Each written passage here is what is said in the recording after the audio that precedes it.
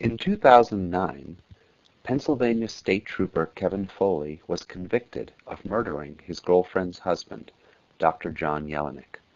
The state prosecutor was Tony Krastik, and Will Stoikos handled the appeal. Cybernetics TrueAllele computing found a DNA match, which I testified about at trial. The Foley case established a statewide precedent for computer interpretation of DNA mixtures.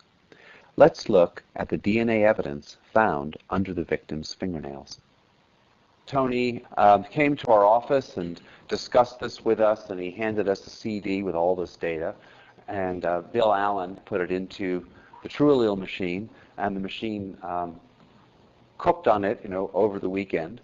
And so it took a few days of computing time for the computer to essentially have the data and try out almost every possibility of mixtures that could explain the data without knowing anything about who we'd be comparing it with.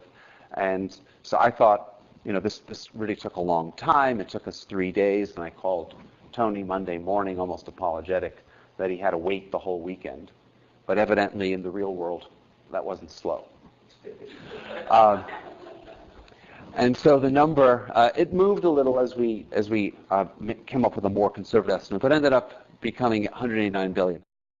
So this interesting situation that Tony described it's hard enough sometimes to get one DNA match statistic, and Tony had an embarrassment of riches. He had 3.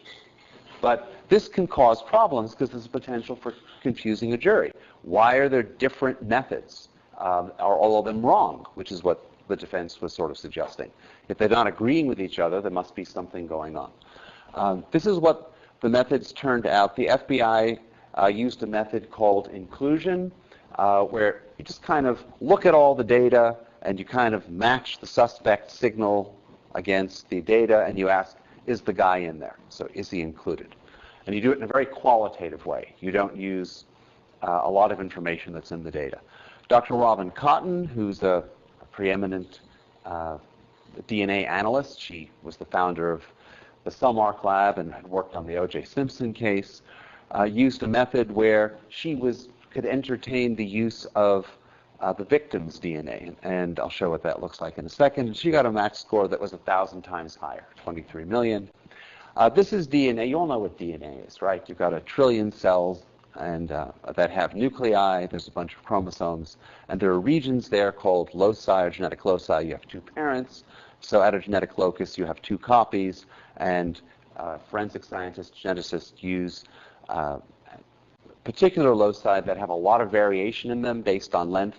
That's sort of random junk DNA, and the result is they'll look at maybe 13 different locations across the chromosomes, and at each one they'll give you a pair of numbers. 1 length from your mother, 1 from your father. They could be the same or different. In this case, the lengths are 7 and 8. Your genotype at that locus is a 7 and 8. So this is what the data looks like at one of these 13 locations.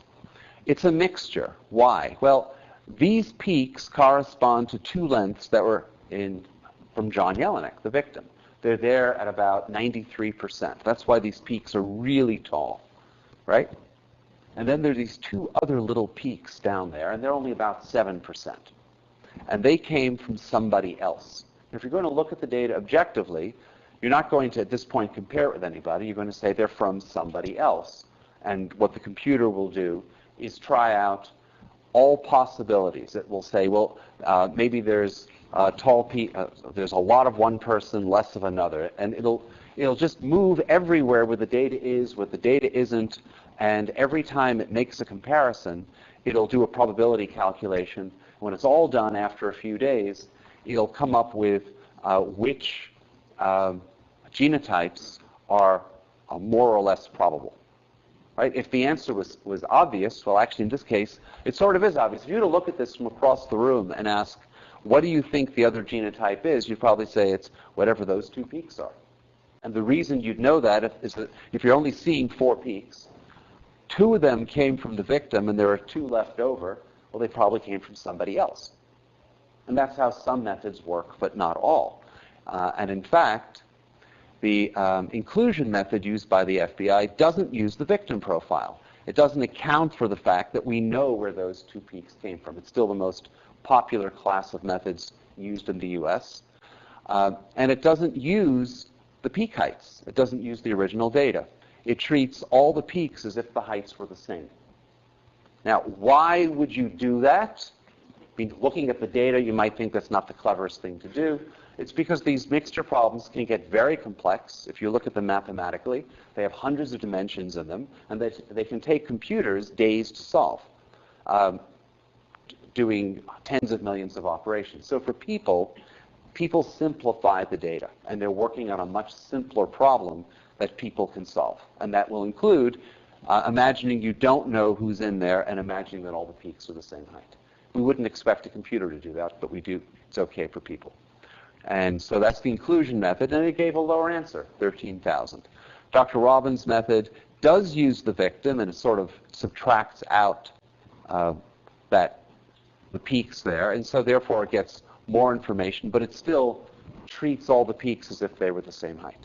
But methods that use all the data and sort of add up a little bit of those two, a lot of those two, but trying it all over the place and seeing that most everything else for this locus wasn't very possible or probable, uses more of the data.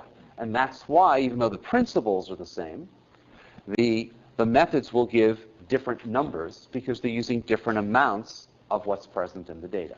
And this is what scientists have been writing about for 10 years, saying that methods like the likelihood ratio methods use a lot more of the data. Imagine that you went to a doctor, you had a problem with your heart, there was an EKG, and somebody used a simpler method of interpretation. They used a threshold, and all the high waves and low waves were sort of the same, right? You can't imagine that because that's not what would happen. So this concept of threshold came up, and in explaining it to Judge Martin, we showed him a picture, and here's the concept of a threshold. Imagine you take wonderful quantitative data, you turn the contrast up, and you make it at some level all or none. And what the judge could see at this was before the trial, so it was just a few people in the room on a piece of paper. There's this young guy, and he's a man, and he's kind of sitting there. But if you used all the data, you'd know that this was the same Jimmy Stewart whose museum was right next to the courthouse. So it sort of became obvious that when you use thresholds, you lose a lot of information, and you can't get as much recognition out of the same data. What this is showing is that at each of the 13 locations, there's a certain amount of information. And with the inclusion method, it's all kind of low, but when you multiply the numbers together, you get 13,000. Now if you use Robin Cotton's method, these are the locations, these two locations, shown in orange where the bars are really tall, where it was really clear that the victim had two tall peaks and there were two other shorter peaks. And that meant you got a unique answer. Because there's a unique answer, the probability is 1 and the match statistic is really high. That is, you know the answer. It's not vague. It's not random. And so Robin was able to get a lot more information, add another 3 zeros, go from thousands to millions, and that was the basis of where the information came from. I think Tony's goal here was to show the jury that this wasn't magic. It wasn't that the computer just spat out a number. Look, Robin's numbers are sort of agreeing at the lower levels with variation, but where there's 4 events, not only 3, a person can pull that out if they're recognizing that the victim is in there, and they're using that victim information. Well, the computer uses the victim information, and it's also using the peak height, quantitative information. And so it's agreeing, now shown in purple, with what Robin did with the 2 tall orange bars, but it's getting a little bit more information at some other locations because it's doing more modeling. It's accounting for more data. It knows what's tall and what's short. And so it's not getting that much more, sort of, but it's getting enough that it adds another 4 zeros, and the number goes from tens of millions to hundreds of billions. Okay? And it's not even all the information. If the answer were perfect and you were just making it up, there's more information you could get against Kevin Foley. For his perfect match would be probably 100 trillion or so. But this is what the computer was able to infer. So you just see it kind of rising out of the background. These were the sort of things that we talked about. from my testimony at the trial about using more of the data. And the metaphor that came up that the jury seemed to appreciate was the notion of a microscope, that you can have the same microscopes. You can imagine that you have a patient and you get a sputum sample and you put it on a slide and you stain it and you look at it. You could look at it with the naked eye and you might get a certain amount of information, a certain amount of resolution. Then you might put a magnifying glass over it, like what Robin Cotton did, and you can get a little more resolution. It's the same data. It's the same slide, but you're seeing more. But if what you really need is to make a diagnosis to determine if you're going to treat someone, maybe you take that, put it under a microscope, boost the resolution a little bit more, and then you'd have enough resolution to actually see what was going on. And that sort of corresponded to the 189 billionth measure, where you're just looking at the same data, but you're looking at it with much higher resolution. So, as you've already heard, that the DNA evidence went through an admissibility hearing. It was Dr. Yelenic's murderer was convicted. He was sentenced to life in prison. There was an appeal, as Will Stoikos told us about. There was a Pennsylvania precedent set. And in Allegheny County, the county was getting ready in the DA's office, doing its own admissibility hearings. And then, thanks to the hard work of Tony and Will, this precedent occurred. And suddenly life got much easier for the county because there was a state precedent. They didn't have to prove it was reliable over and over again. And so far, I've been to trial in the county twice, once for a rape, another for a homicide. We've also been involved in a number of other cases, like homicides, where guilty pleas were entered and they didn't go to trial. So it's having an impact in our county. It's also having an impact around the country. Blue are showing states that are bringing the system on board, including our own county. And some of those states, as well as in orange or yellow, are states where, as a service, prosecutors or defense attorneys will call us, the Innocence Project, or some particularly vicious crime, and then we'll do the processing for them, testify in court, and so on. So labs are using it in-house, as well as having prosecutors or law enforcement or defense attorneys using it as a service. We've also done work overseas, like terrorist crimes in Northern Ireland and so on. But that's a different talk. It's all on our website. Okay, so I wanted to leave you with one thought from all this, which is if you've got a really great new technology, what would you use it for? And being one of my backgrounds is medicine, so one of the things I think you should use it for is public health. I think you should try to prevent crime. And you've been reading about rape in the military a lot in the news recently. And interestingly, we at Cybergenetics have been talking about this with groups for about 10 years. Not much interest yet, because it hasn't been a major crime. Prison rape has never been a major crime that people get excited about. Rape in the military has been very prevalent, but no one's been doing much about it. I've been reading about it for the last few months. So how would you use DNA to prevent crime? That's the whole point, that's one of the points of DNA databases. Imagine you have all the evidence from crimes somewhere in a database, and you have all the people who might have been, like criminals, who might be perpetrators of such crimes in another part of the database. And every time a crime happens, the evidence goes into the evidence part of the database. Every time new people become possible suspects, they go into the suspect part of the database, and you're always comparing. Well, that would be a wonderful thing. Imagine if you had all the military in a database, there actually is one already for the military, and you worked up every sexual assault. Well, why would that be good? Why aren't people doing that? Well, first of all, there's no rule that if you've been raped, you have to report it. So if the crime isn't reported, you're not going to collect any evidence. So in order for something like this to work, even if people are afraid of naming their accusers, you need policies or laws that say, well, you must have a rape kit done. Maybe you don't have to name your commanding officer, or you have concerns about that, but all the evidence must be collected.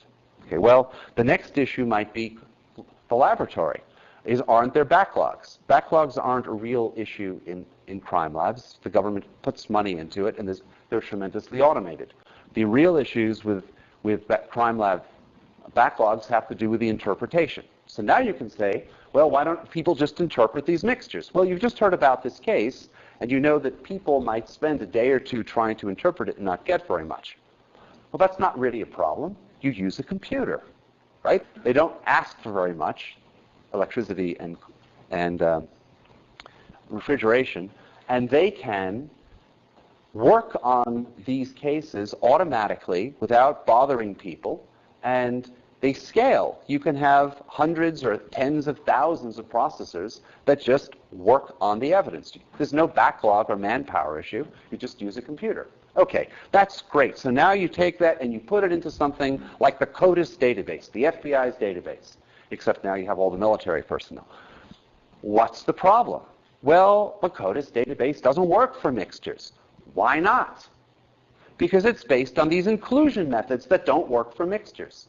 So in fact, 80% of the mixtures in this country never go to CODIS. All of those billions of dollars spent on DNA evidence die before they go up to upload because we're using a database architecture that doesn't work for the new type of evidence that's inundating the laboratories. Most of the evidence now is mixtures.